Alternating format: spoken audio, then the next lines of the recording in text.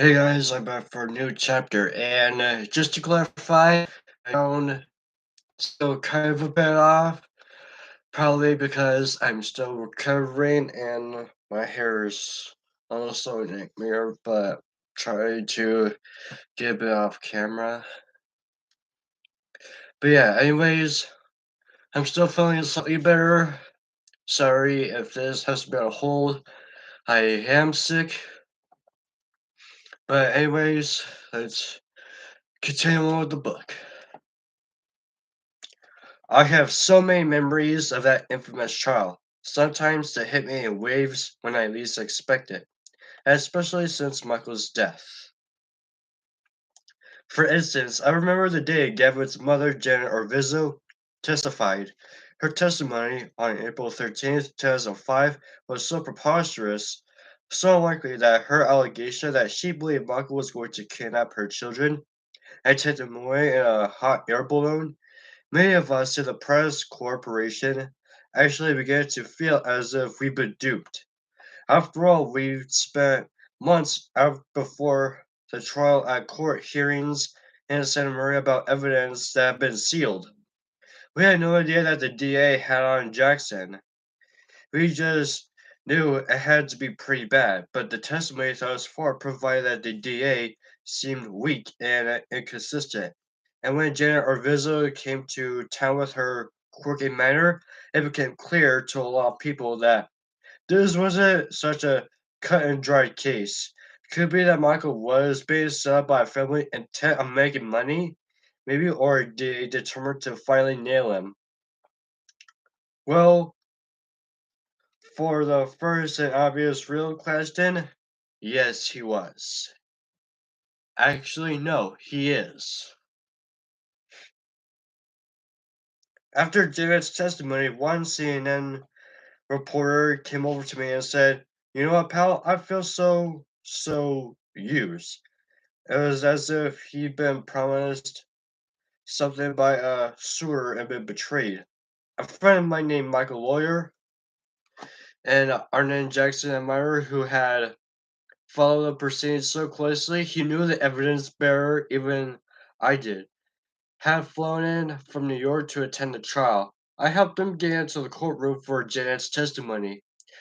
He was so disgusted by it that he couldn't help but mutter something derogatory under his breath. Overheard by the officials, he promptly got tossed right out of the courtroom. The next time you need someone get into here, I should have the deputy told me later, you better tell him to keep his trap shut if the witnesses are crazy as freaking loons.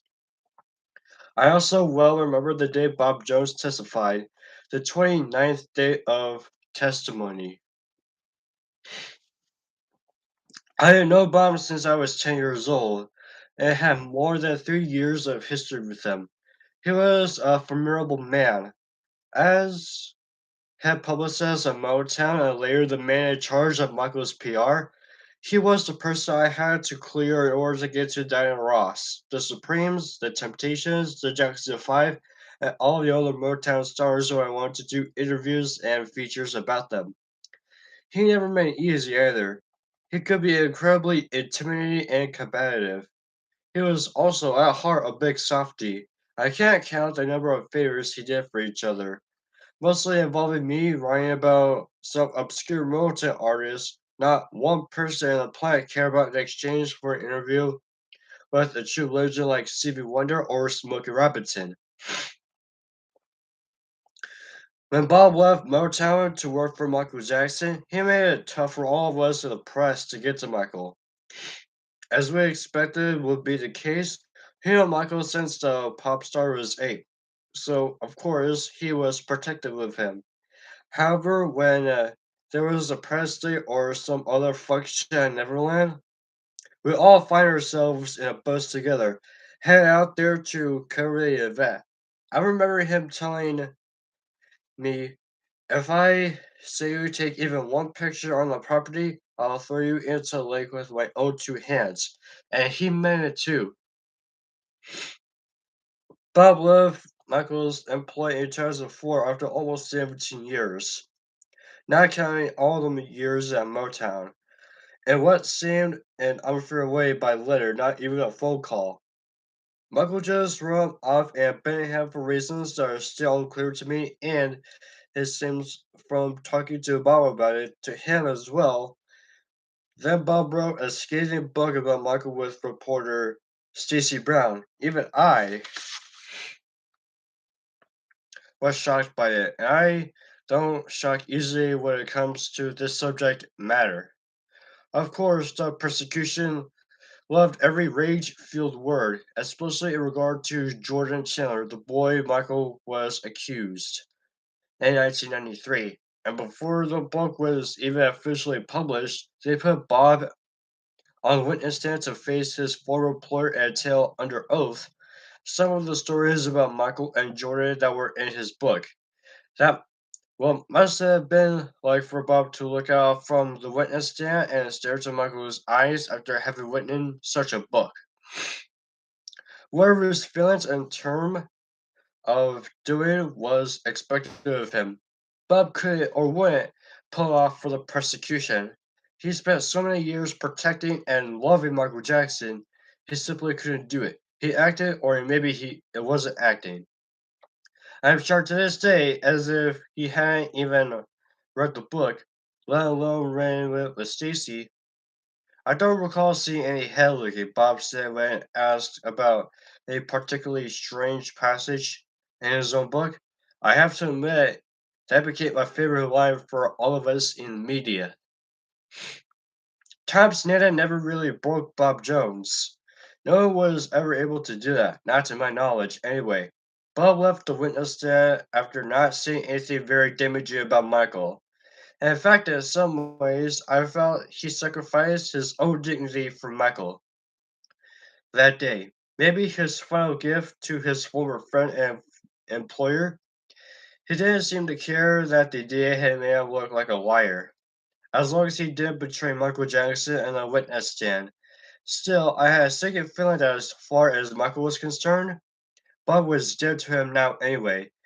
Bob died a couple of years later without ever reconciling with Michael.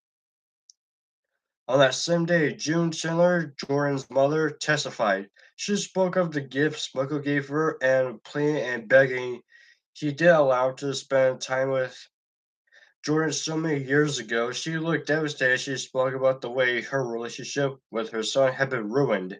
She hadn't spoken to him in 11 years. By his decision, she claimed that Jackson lavished her with all sorts of expensive presents in order that she trust him and maybe by extension allow her boy to spend private time with him at least 30 occasions.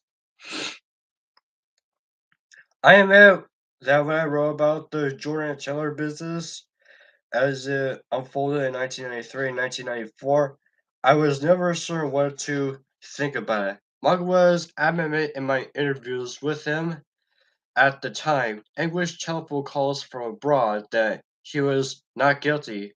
Also, I had any credibility sources to feel certain that Michael was being blackmailed, that he was innocent. But some of those stories where Jordan was concerned were so unsettling. One would have to be totally naive not to at least be a little disturbed by them. Where Gabriel Rizzo was concerned, I came to the conclusion that Michael wasn't guilty based on realms of testimony presented in court. But when it came to Jordan Chandler, I wasn't as certain. How could I be? Many of Michael's fans and family members have been angry with me over the years for not being unequivocal about Michael's innocence where Jordan Chandler was concerned. I understand that they feel Michael's denials to me in interviews should have been enough to convince me, and of course, his commentary about it went a long way with me. But the fact of the matter is that I was never in the same room with Michael and Jordan. How can I know for sure what went on between them? But much more important, unlike the situation with Gavin, I wasn't presented with more than 60 days of sworn testimony to help me make up my mind. I wanted to believe that Michael was innocent of any wrongdoing with Jordan Chandler, of course. I hope that was the case. But in the end, in my view anyway, blind faith is a wonderful thing reserved only for family members and very, very close friends. The rest of us just have hope, and that's not the same as knowledge. Then there was the fact that Michael paid Jordan $17 million. Certainly that didn't help clear his name.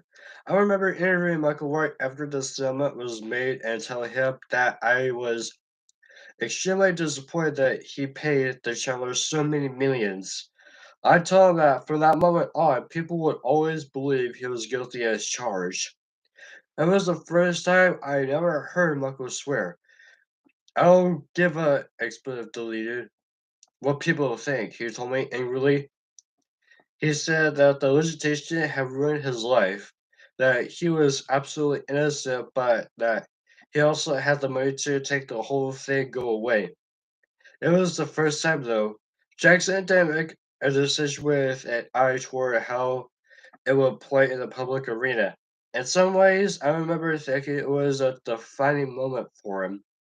I remember if maybe of all the image making days were behind him, and I hope he knew how he able to lead a more authentic life. Maybe he didn't do it after all, I'm mused, and he just wanted to get on with his life and forget about the Chandlers ever existed. But then 10 years later, I sat studying June Chandler in witness stand, and this shell of a woman with dead eyes, she looked as if her whole world had come crushing down around her day she and her boy met Michael Jackson. She was, I felt, the prosecution's strongest witness. And not so much because of what she said. It wasn't much, actually, but because of how she appeared when she saying it, ruined.